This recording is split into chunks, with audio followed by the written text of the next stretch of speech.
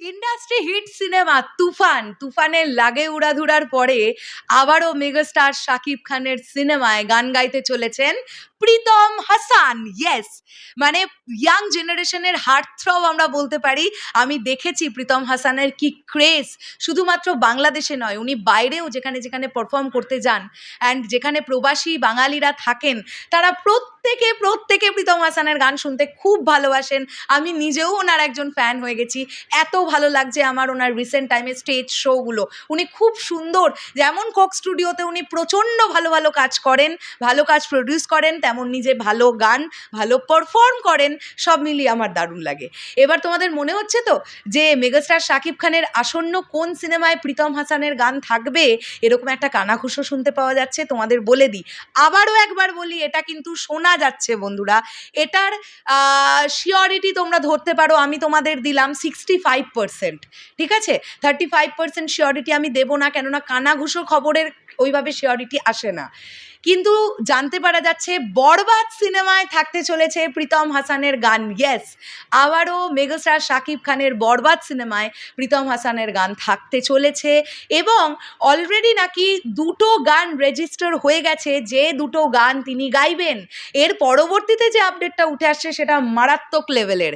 সেটা হচ্ছে ইন্ডিয়ার ওয়াইআরএফ স্টুডিওসে নাকি এই গানটি রেকর্ড হবে, যে কারণের জন্যে খুব শীঘ্রই প্রীতম হাসান ইন্ডিয়া আসবেন।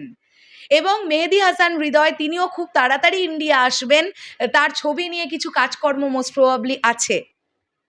তো মেহেদী হাসান হৃদয় ভাইয়ের সঙ্গে আমরা যোগাযোগ করে উঠতে পারছি না। আমার এই ভিডিওটা যদি তার কাছে পৌঁছয় বা তিনি যদি তার এত ব্যস্ততা সময়ের মধ্যে আমার এই ভিডিওটা একটু দেখেন, তাহলে আমি জানি না কিভাবে আমি মেহেদী হাসান হৃদয় ভাইয়ার সঙ্গে যোগাযোগ করব।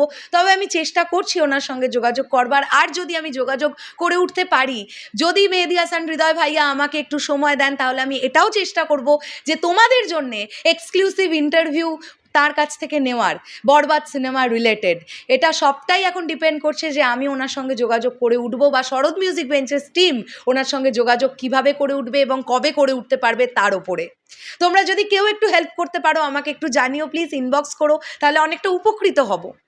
তো আমি তো এটা শুনে ভাই বিন্দাস খুশি যে প্রীতম হাসানের গান থাকতে চলেছে বরবাদ সিনেমায়। এটা সত্যি হলে তো মারাত্মক ব্যাপার। লাগে উড়াধুরা যে কী পরিমাণ রেকর্ড করেছে সেটা আমরা সবাই জানি। অ্যান্ড লাগে উড়াধুরা গানটার প্রেজেন্টেশনটাও ভাই আলাদা লেভেলের ছিল, নিশ্চয়ই তোমাদের মনে আছে। সেখানে আমরা প্রীতম হাসানকেও অন ফ্লোর দেখতে পেয়েছিলাম, সেখানে আমরা সাকিব ভাইয়া মিমি চক্রবর্তীকে যেমন দেখতে পেয়েছি, ওকে কাট বলার জন্য ডিরেক্টর রায়হান রফিকেও দেখতে পেয়েছিলাম। সো আমরা সবাই জানি তুফান সিনেমায় কোন জায়গায় গানটা ইউজ হয়েছে।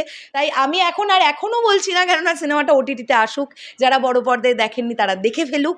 বাট আমি এটা চাইবো যে যেমন সুন্দরভাবে তুফান সিনেমার গানে প্রীতম হাসানকে প্রেজেন্ট করা হয়েছে ভিজুয়ালি, যদি বরবাদেও এরকম কিছু একটা করা যেতে পারে। যদিও গল্পের ওপর ডিপেন্ড করে গান কীরকম হবে, অবশ্যই গানের প্রেজেন্টেশন কীরকম হবে, বাট তাও জাস্ট একটা মন থেকে চাওয়া, সেটাই তোমাদের সঙ্গে শেয়ার করলাম। দেখা হচ্ছে আবার খুব শীঘ্রই নতুন কোনো ভিডিও নিয়ে। তোমাদের কি বক্তব্য এন্টায়ার বিষয়টাকে নিয়ে কমেন্ট করে জানিও। টাটা।